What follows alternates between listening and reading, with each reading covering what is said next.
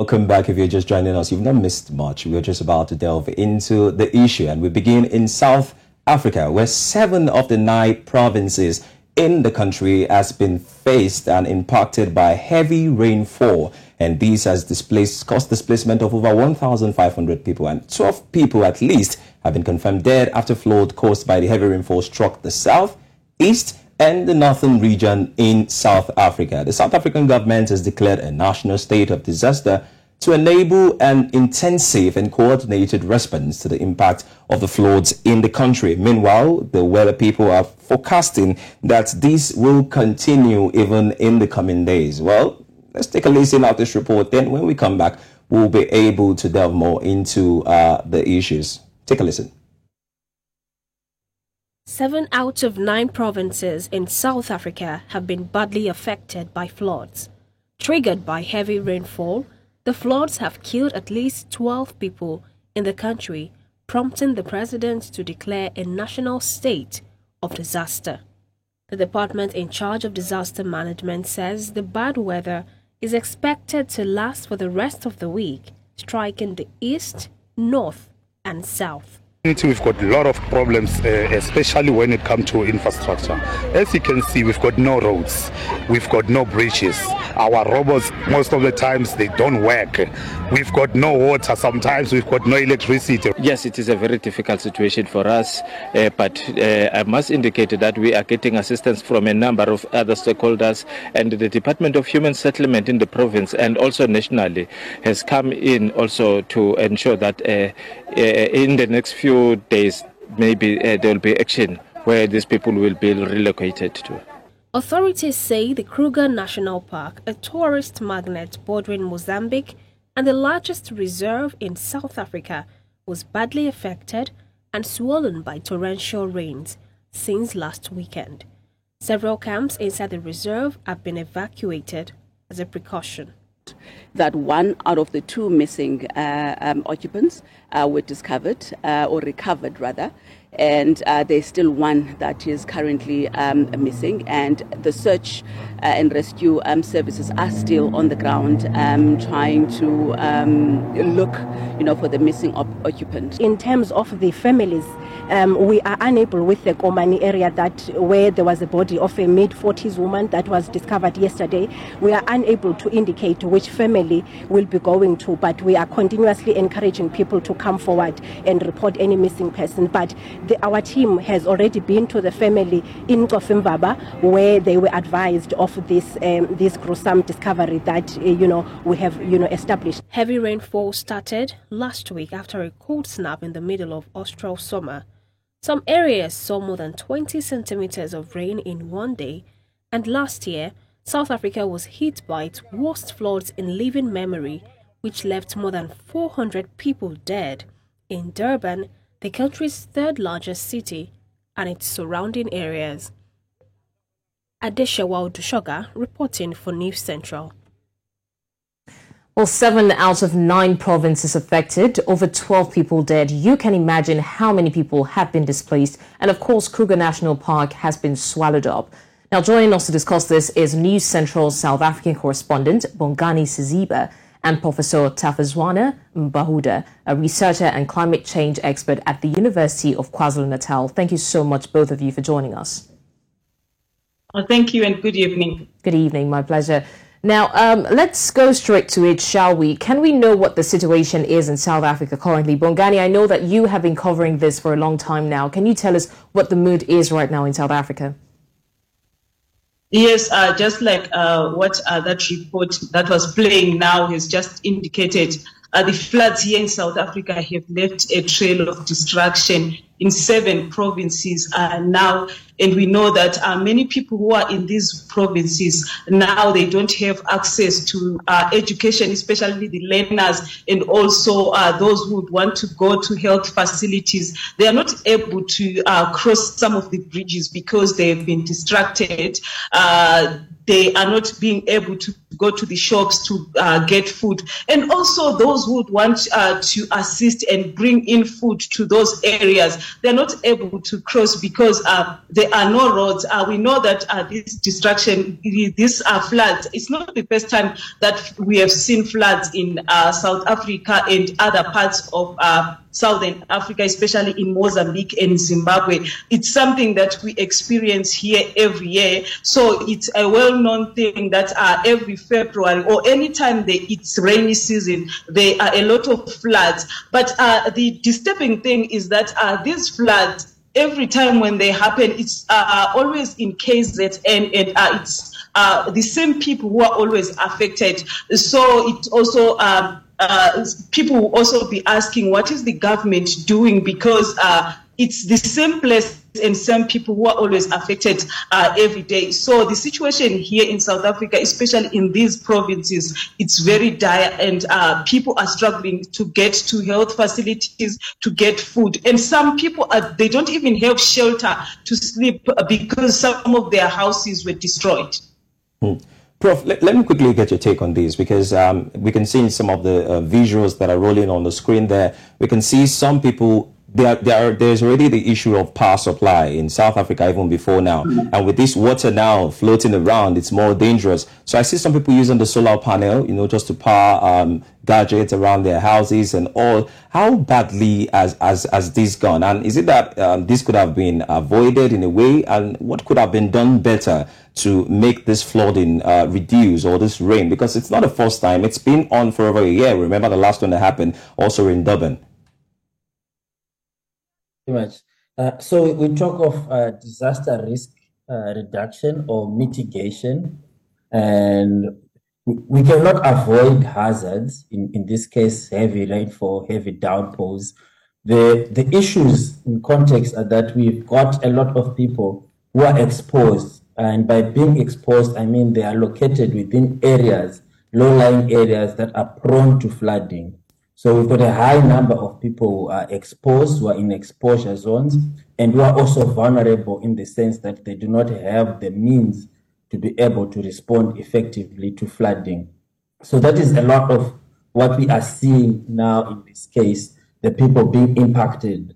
The measures to mitigate or reduce the impact of this are quite nuanced in terms of the various measures that need to be done. A lot of them are in the intersection between the built and ecological infrastructure, our spatial planning in terms of where people are located relative to the natural flood lines.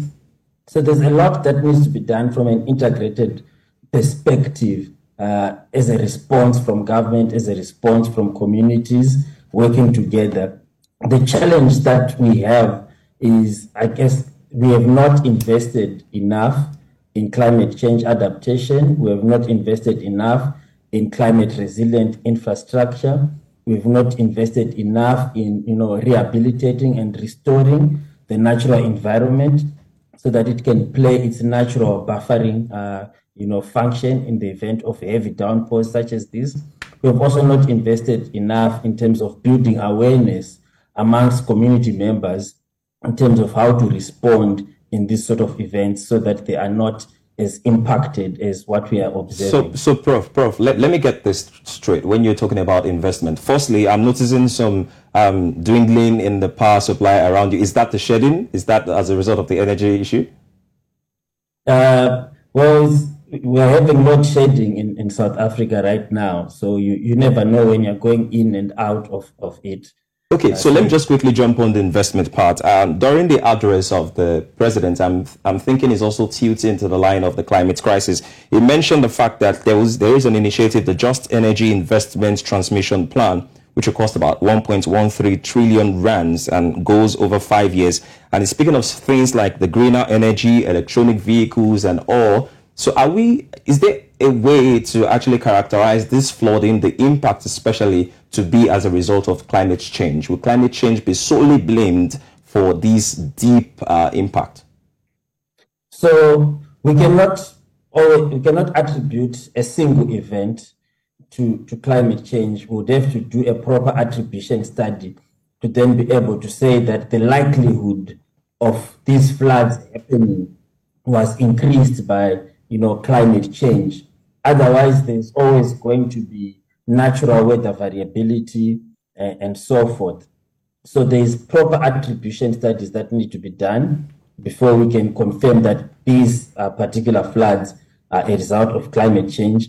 However, what we do know from a climate change perspective is that such extremes in weather are going to increase in both frequency and intensity. So we should expect that as the weather or as the climate changes, these sort of extremes are going to be happening more frequently and more intensely, and also in areas that previously did not used to have such inclement type of weather. Okay, thank you so much, Professor Tafadzwa, for that. Bongani, this is not the first time that we're seeing flooding like that. And okay, let me just go ahead and communicate with Professor Tafadzwa, because you were the one who mentioned that South Africa is yet to invest in climate change, adaptability, and the rest of them. And this is not the first time that we're seeing, flooding. We saw a more devastating impact of the flood that led to the death of more than 400 people in Durban last year, and it was the worst hit at the time. Now, I'm going to like to know, is there anything that the government did as of last year when this devastating flood struck that, should have prevented another devastating impact this year? Is there anything? I mean, we understand that South Africa might not be well equipped for, adaptability of climate change and all, but were there any measures put in place by the government to prevent, furtherance of such disaster? Okay, I'll speak on two parts. The first part is that, just to speak to the Durban floods that happened last year, they are not actually the worst floods to have happened in KwaZulu-Natal. The worst floods in KwaZulu-Natal happened in the late 80s. The only difference between those floods and the ones that happened last year was the number of people exposed who were then impacted. In the last worst flooding experience, there were no people basically located in those areas. So the damage to people and infrastructure was less significant than what we saw last year. In terms of the response, government did put in place a response last year. Similarly as to what has been done now, there was a national state of disaster that was announced. There was funding reallocation and remobilization. But the challenge that we have broadly, and not just South Africa, this is an African issue, is that we need to build preparedness and not focus on response.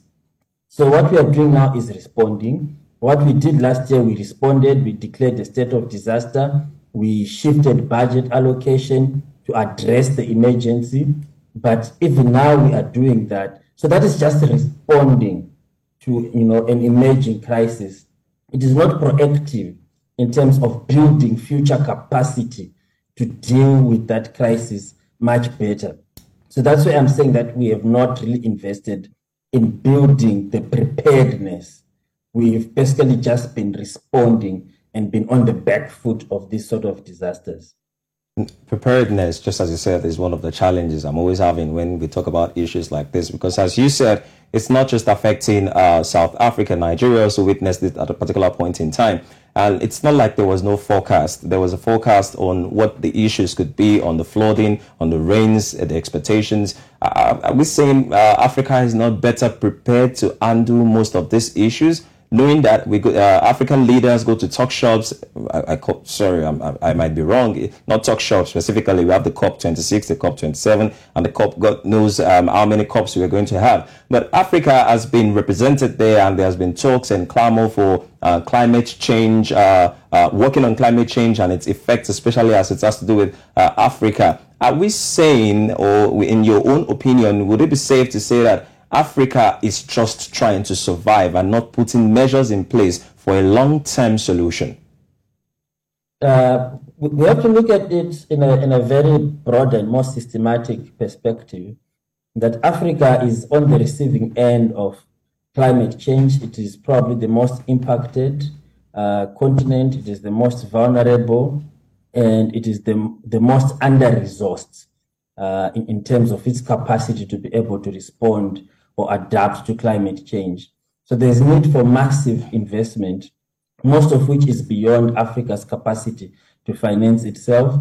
Hence, every time when Africa goes to COP and all of these platforms, there is a call for global climate finance to be directed towards Africa, increased climate finance to be directed towards Africa, to support African states to be able to build these sort of capacities and buffer themselves in terms of climate change adaptation. Whilst there have been commitments, they have not really translated in terms of meaningful aid or climate finance that has come into Africa to support climate change adaptation.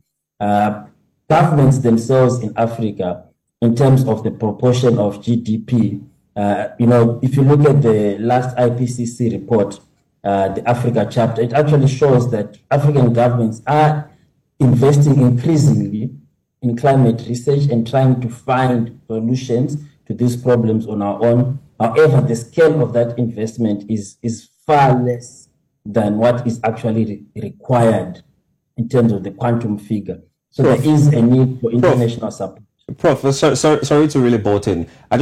Speaking of the quantum of the investment, is there no way there can be some sort of regional planning? I do understand that the province of Malaga, which borders Eswatini and Mozambique, has also been seriously affected, which means some neighboring countries bordering with South Africa have also been affected by the flooding and, of course, the heavy downpour. Is there no way regions can, in a way, around their borders, come together and look for ways to mitigate homegrown solutions? Because that's one of the things stakeholders are also calling for, homegrown solutions, not until they get the support of the West, homegrown solutions that could prefer solutions to these things. Can't it be done regionally? Homegrown solutions are there.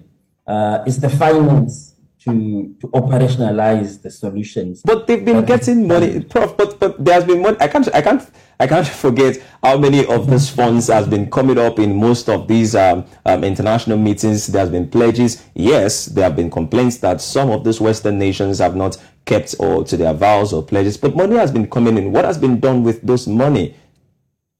The effect has not really shown. That's what I'm saying. That look, I'm not pro-government or anything. I'm just a scientist. So I'll speak to the facts and the numbers. The money, the pledges have not translated to actual money.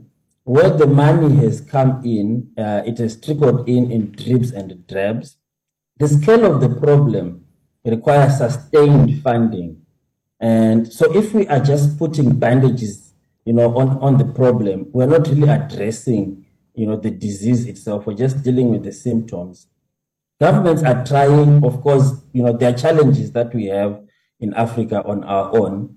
But I think the main point to make is that the scale of the problem itself requires support to come in. There are local solutions that various people are working on. We are working on local solutions in South Africa, but there's a funding gap to be able to really implement and scale those solutions at a large enough scale to benefit people on a larger scale and massively. That is the gap in funding. The challenge that we have is our governments have limited resources. So in terms of prioritization, you look at South Africa right now, we just declared another state of disaster for electricity. And that meant we were dealing with electricity as an emergency and trying to channel resources there. Whilst that is happening, we are dealing with floods. Not so long ago, people forget, not so long ago, we were dealing with drought, and we still have cities and places in South Africa that are still going through drought and not having water. So got all of these competing, risks, and they need a very integrated response in terms of dealing with the multiple risks that climate change poses. All right, very well said, Professor. Thank you so much. Apologies for interrupting you, but because of our time, we still have Bongani Sisiba with us, and I'll just like to ask, let's talk about the effect. I mean, it's needless to say that this has affected every facet of the economy in South Africa, but let's focus on the availability of food in South Africa, or the lack of it, right? How has this affected? I mean, we understand that farmers expect the crop and livestock losses to continue, as the government's weather service forecast says that the weather pattern, unfortunately, will remain the same. So what has been the effect of the food prices or the availability of food in South Africa? Quickly, because of our time.